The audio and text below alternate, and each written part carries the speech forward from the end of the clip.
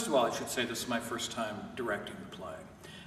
I saw the original production, or the original American production on Broadway when it first came to America. In fact, I was in attendance at the final preview performance of the Broadway production the night before it opened.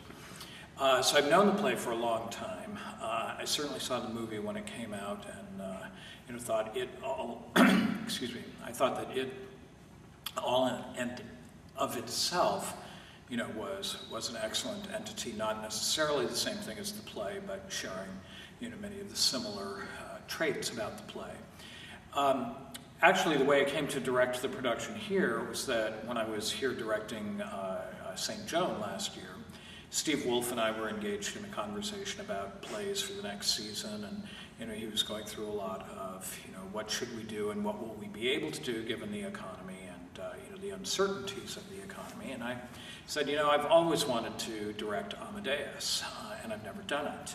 And I think because he was already planning to do Sleuth by Anthony Schaffer, Peter's brother, the other Schaffer playwright, it suddenly occurred to him that being able to include both those productions in the same season might be a great idea. And it took a couple of months to really nail it down and make sure that it was the right choice, and especially the right choice to open the season. But it came from a conversation that we had right around the time St. Joan was opening.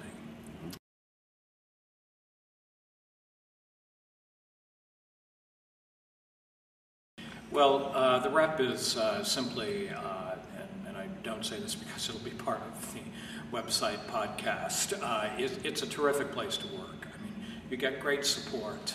The people are really nice. They're all interested in doing the best job possible. People seem to talk to each other, and people seem to enjoy working with each other. And all of those are really nice things to return to. And because I have now worked here several times, plus I directed a production of A Midsummer Night's Dream for Webster several years ago on the main stage, it feels comfortable and familiar. So that's what it's like. As for the small cast, large cast, you sort of pick up the phone, see what the assignment is going to be, see if it'll work with your schedule, and say yes. And I've directed small scale shows with just a couple of actors, and I've done huge productions with lots and lots of actors. Each has its own particular challenge, but ultimately, you're just here to tell the story, and that's what I try to do, is to do the best job I can of telling the story. It's great to work on the main stage. I love working on a thrust. I worked for years at a theater company in California called PCPA that has actually a very strong connection with the Rep and with Webster. And so thrust feels very comfortable to me, and I like the dynamic sculpting ability of productions on a thrust stage. When you're working proscenium, it's more about painting, and on thrust, it's more about sculpting.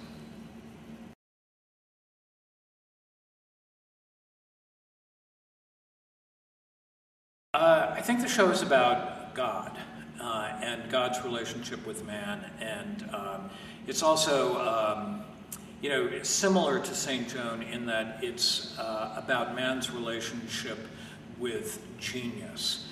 What happens to us when genius seems to occur in our midst.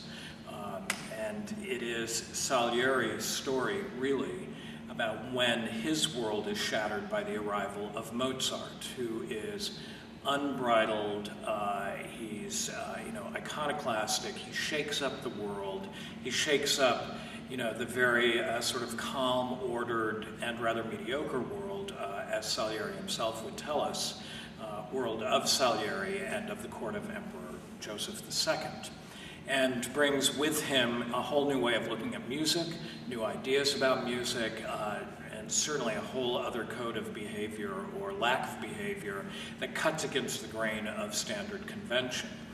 And in the middle of all of this anarchy and chaos, Salieri, comes to understand what he lacks compared to what Mozart has.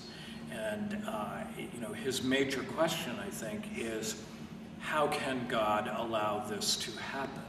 How can God seem to be uncaring when I have done everything right in my life, when as a young boy I made a bargain with God to serve him all of my days and to serve him through music, if he would just grant me the opportunity to do so. So how does God feature into this when I've done everything according to the book?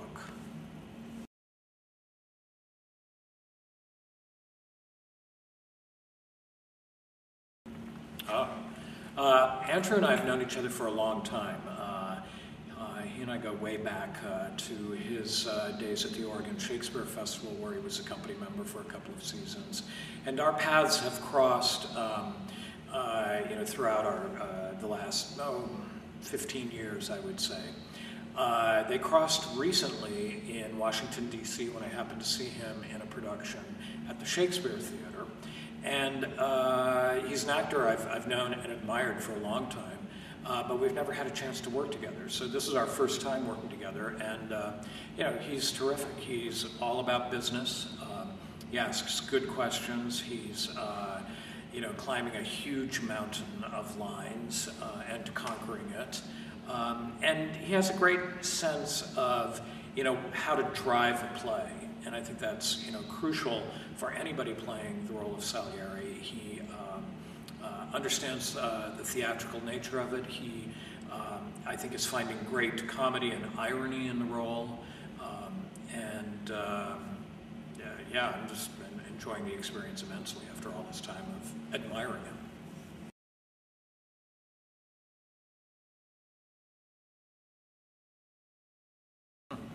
Well, Jim and I also go back a long time because he was my student at a theater company in California, PCPA. And, we haven't worked together since he left PCPA, although, again, our paths have crossed, as they do when you're working in the regional theater. And, Jim has done work on Broadway as well as in the regions. He's one of those, really versatile actors who can do musicals and has done them brilliantly. He was in Rent on Broadway for 3 years. And the Tom Sawyer musical that was on Broadway a couple of years ago. But he's also done a tremendous amount of Shakespeare. So he understands language, and he's just, all of the gifts that were present in him when he was a student, have just grown, as you hope they will. They've just flourished. He's also another actor who has a great work ethic. He's all about business. He's not indulgent. He has a really good sense of what makes a scene work or not work. He's comfortable on a thrust stage. And it's terrific whenever I get a chance to come back and work with actors who I knew as students and now know them as grown-ups.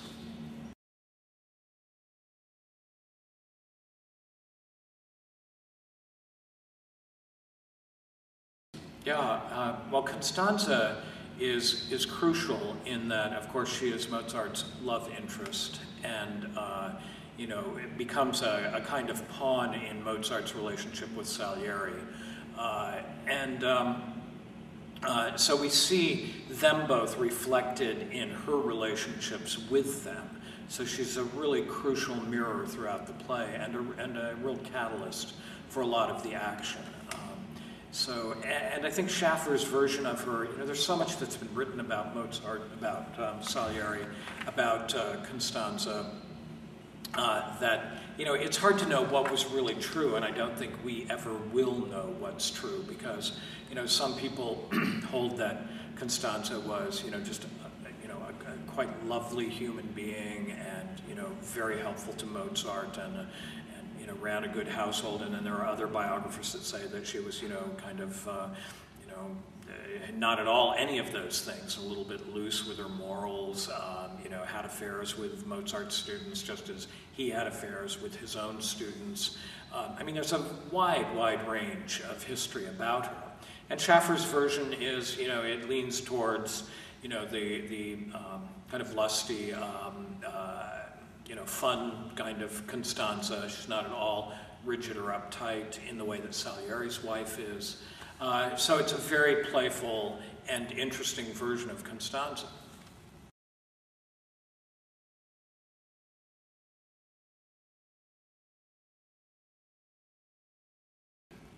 Well, I think, Mozart as the rock star of his age, we forget, I think, that, we hear classical music, and so we think rigid, stiff, boring, dull.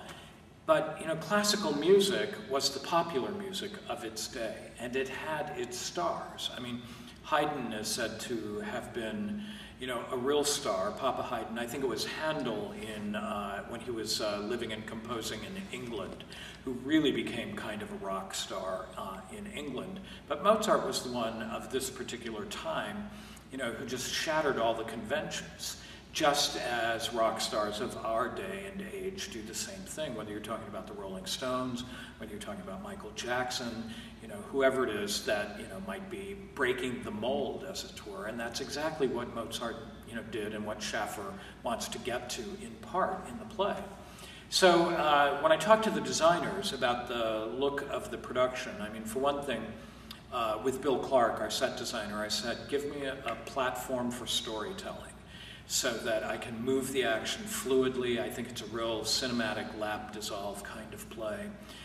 So you need, a great space where things can come and go and move easily from one scene to the next. It really needs fluidity and continuity. And I think it's a dark world, because I think the world of the play really is Salieri and his journey and the interior of his mind. And then I said, the costumes and the prop and furniture pieces will really establish the detail of the period. But I wanted a kind of darker, staid world for the court, across which and through which Mozart could blaze like a comet. So his color palette is much brighter, much bolder than the world around him. So my sense of it is that he just slices right through the center of the world anytime we see him. Certainly at the beginning of the play when his fortunes are on the rise and his fame is on the rise.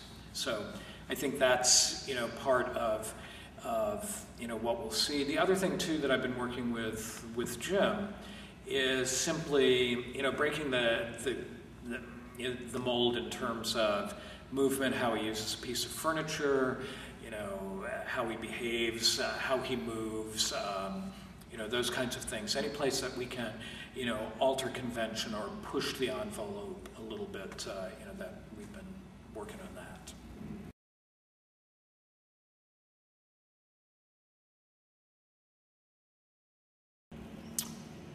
That's a good question. I mean, I'm hopeful that they will leave the theater having had a good time, having enjoyed themselves.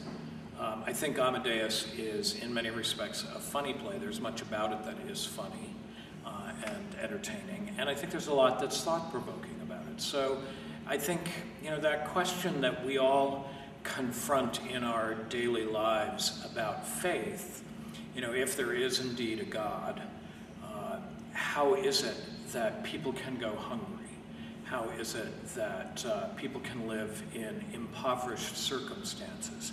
How is it that a God that we are taught is caring and forgiving can, allow war, can permit poverty, starvation, man's inhumanity to man?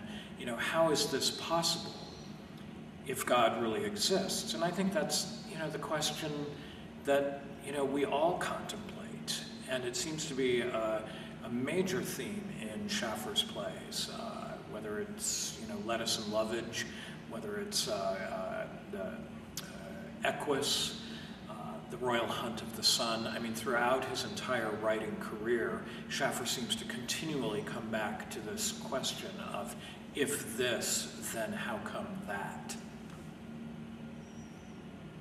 So I'm not sure that there's a real moral. I think one of the things that plays get us to do at their very best is to question our assumptions. And I think one of the things that Amadeus can do is set us thinking. I don't think it chooses to preach a particular moral code or a particular point of view. I think it's a good play in that it asks a lot of questions for us to contemplate, and does so in a very theatrical and entertaining way.